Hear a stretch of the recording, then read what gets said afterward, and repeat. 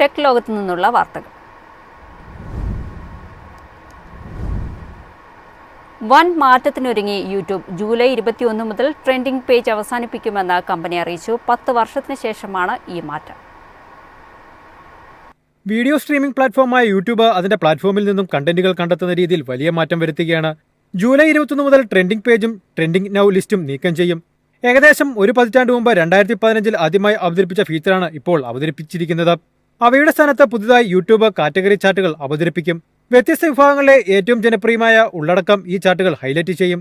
കഴിഞ്ഞ 5 വർഷത്തിനിടെ ട്രെൻഡിംഗ് പേജിലേക്കുള്ള സന്ദർശനങ്ങൾ വലിയ രീതിയിൽ കുറഞ്ഞുവെന്ന് കമ്പനി പറയുന്നു. ഉപഭോക്താക്കൾ പ്ലാറ്റ്ഫോമിൽ മറ്റ് പല വഴികളിലൂടെയും കണ്ടന്റ് കണ്ടെത്തുന്നു എന്നതാണ് ഇതിന് കാരണമായി യൂട്യൂബ് പറയുന്നത്. 2025 ജൂലൈ 21 മുതൽ തങ്ങളുടെ ട്രെൻഡിംഗ് പേജ് അവസാനിപ്പിക്കുമെന്ന് കമ്പനി അറിയിച്ചു. പ്ലാറ്റ്ഫോമിൽ ഏറ്റവും കൂടുതൽ ട്രെൻഡിംഗ് വീഡിയോകൾ ഇവിടെയാണ് കാണിച്ചിരുന്നത്. എന്നാൽ ഇപ്പോൾ ഷോർട്സ്, സെർച്ച് നിർദ്ദേശങ്ങൾ, കമന്റുകൾ, കമ്മ്യൂണിറ്റി പോസ്റ്റുകൾ തുടങ്ങിയ ഓപ്ഷനുകൾ വഴി ആളുകൾ ഇപ്പോൾ ട്രെൻഡിംഗ് വീഡിയോകൾ ആക്സസ് ചെയ്യാൻ തുടങ്ങിയിട്ടുണ്ടെന്ന് യൂട്യൂബ് അവരുടെ ബ്ലോഗ് പോസ്റ്റിൽ പറഞ്ഞു. ഇക്കാരണത്താൽ ട്രെൻഡിംഗ് പേജിന്റെ ഉപയോഗക്ഷമത ക്രമേണ കുറയാനും കമ്പനി അത് അടച്ചുപൂട്ടാനും തീരുമാനിച്ചതായാണ് റിപ്പോർട്ടുകൾ. ട്രെൻഡിംഗ് വീഡിയോകൾ കാണാൻ ഇനി മുതൽ യൂട്യൂബ് ചാർട്ടുകൾ ഉപയോഗിക്കാമെന്ന് യൂട്യൂബ് അറിയിച്ചു. നിലവിൽ ഈ ചാർട്ടുകൾ യൂട്യൂബ് മ്യൂസിക്കിന് മാത്രമേ ലഭ്യമാകൂ. അവിടെ ഉപഭോക്താക്കൾക്ക് ട്രെൻഡിംഗ് മ്യൂസിക് വീഡിയോകൾ, മികച്ച പോഡ്കാസ്റ്റ് ഷോകൾ, ട്രെൻഡിംഗ് മൂവി ട്രെയിലറുകൾ എന്നിവ കാണാൻ കഴിയും. ഭാവിയിൽ കൂടുതൽ വിഭാഗങ്ങൾ ഇതിലേക്ക് ചേർക്കും. അതേസമയം യൂട്യൂബ് സ്റ്റുഡിയോയുടെ ഇൻസ്പിറേഷൻ ടാബിൽ കണ്ടന്റ് ക്രിയേറ്റേഴ്സ് ഇപ്പോൾ പേഴ്സണലൈസ് ആശയങ്ങൾ ലഭിക്കുമെന്നും ഇത് ഉള്ളടക്ക ആസൂത്രണത്തിൽ അവരെ സഹായിക്കുമെന്നും യൂട്യൂബ് അറിയിച്ചു. News desk MyFin TV. Mercedes Benz ഇന്ത്യയിൽ പുതിയ GLS AMG ലൈൻ പുറത്തിറക്കി. 1.43 കോടി രൂപ എക്സ് ഷോറൂം വിലയുള്ള ഈ SUV 2 വേരിയന്റുകളിൽ ലഭ്യമാണ്. ജർമ്മൻ ആഡംബര വാഹന ബ്രാൻഡായ മെഴ്സിഡസ് ബെൻസ് ഇന്ത്യ 1.40 മുതൽ 1.43 കോടി രൂപ എക്സ് ഷോറൂം വിലയിൽ GLS AMG ലൈൻ പുറത്തിറക്കി. GLS 450 AMG line, GLS 450D AMG line എന്നീ 2 വേരിയന്റുകളിൽ ലഭ്യമാണ്.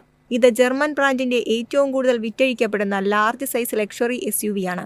ഇന്ത്യൻ വിപണിയിൽ ഇതിനകം 16,000-ലധികം യൂണിറ്റുകൾ വിറ്റഴിക്കപ്പെട്ടിട്ടുണ്ട്.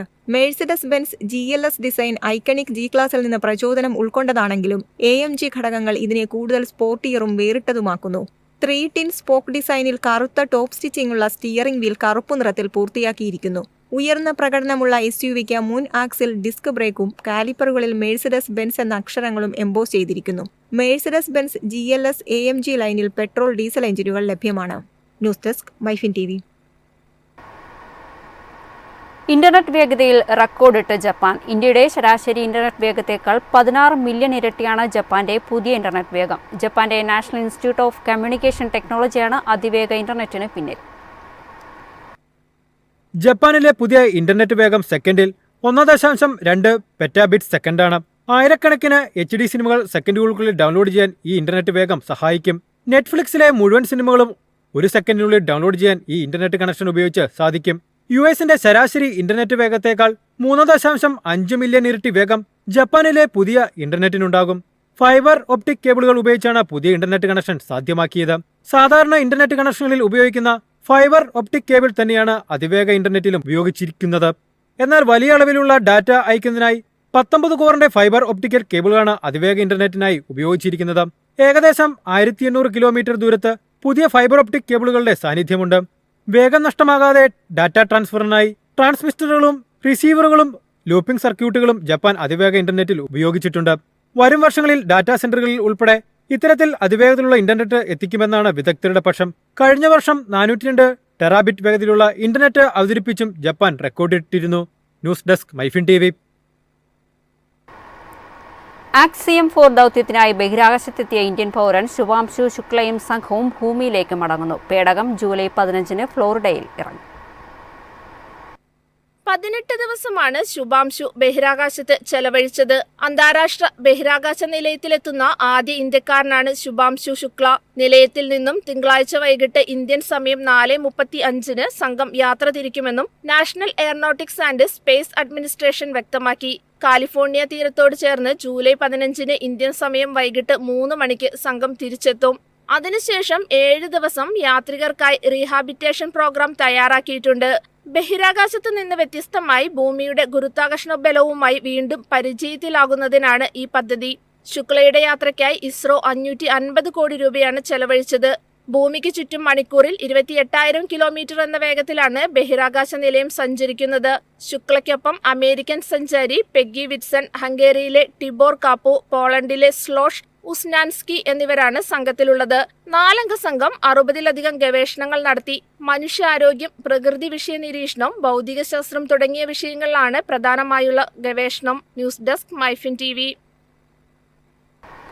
അസ്ത്ര മിസൈൽ വിജയകരമായി പരീക്ഷിച്ച് DRDO. കൂടുതൽ ദൂരപരിധിയുള്ള അസ്ത്രയിൽ അത്യാധുനിക മാർഗനിർദ്ദേശ നാവിഗേഷൻ സംവിധാനവും സജ്ജീകരിച്ചിട്ടുണ്ട്. പ്രതിരോധ രംഗത്തെ ആയുധക്കരത്തിൽ ഓരോ ദിവസവും സ്വയം പര്യാപ്തത ആർജിക്കുകയാണ് ഇന്ത്യ. ഇന്ത്യയുടെ തദ്ദേശീയ മിസൈലായ അസ്ത്ര മാർക്ക് 1 വിജയകരമായി പരീക്ഷിച്ചിരിക്കുകയാണ് Defence Research and Development Organisation. Indian വ്യോമസേനയുടെ സഹായത്തോടെയാണ് അസ്ത്ര പരീക്ഷിച്ചത്. തദ്ദേശീയ റേഡിയോ ഫ്രീക്വൻസി സീക്കർ ഘടിപ്പിച്ച beyond visual range air to air മിസൈലായ അസ്ത്രയുടെ പരീക്ഷണം ഒഡീഷയിലെ ചാന്ദിപ്പൂർ തീരത്ത് വെച്ച് നടന്നു. സുഖോയ് 13 MK-1 സമാനമായ പ്ലാറ്റ്ഫോമിൽ നിന്നായിരുന്നു അസ്ത്രയുടെ വിക്ഷേപണം.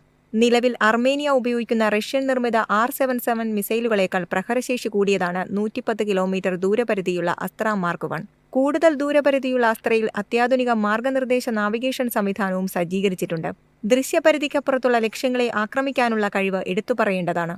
അതിവേഗ ആളില്ലാ വ്യോമലക്ഷ്യങ്ങൾക്കെതിരെ പ്രയോഗിക്കാവുന്ന ഇന്ത്യയുടെ തദ്ദേശീയ മിസൈൽ കൂടിയാണ് അസ്ത്ര. യുദ്ധവിമാനങ്ങൾ ഘടിപ്പിക്കുന്നതിനായി രൂപകൽപ്പന ചെയ്തിരിക്കുന്ന ഒരു beyond visual range close air to air missile സംവിധാനമാണിത്.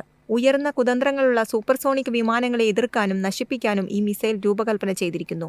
എല്ലാ കാലാവസ്ഥയിലും പകലും രാത്രിയിലും ഈ മിസൈൽ ഉപയോഗിക്കാൻ കഴിയും. നിർദ്ദിഷ്ട ആവശ്യകതകൾ നിറവേറ്റുന്നതിനായി ഒന്നിലധികം വകഭേദങ്ങളിൽ മിസൈൽ വികസിപ്പിച്ചുകൊണ്ടിരിക്കുകയാണ് DRDO. രാജ്യത്തിന്റെ വ്യോമ പ്രതിരോധ സംവിധാനത്തെ ശക്തിപ്പെടുത്തുന്നതിനായി ഈ മിസൈൽ ഇതിനകം ഇന്ത്യൻ വ്യോമസേനയിൽ ഉൾപ്പെടുത്തി കഴിഞ്ഞു. News desk MyFin TV.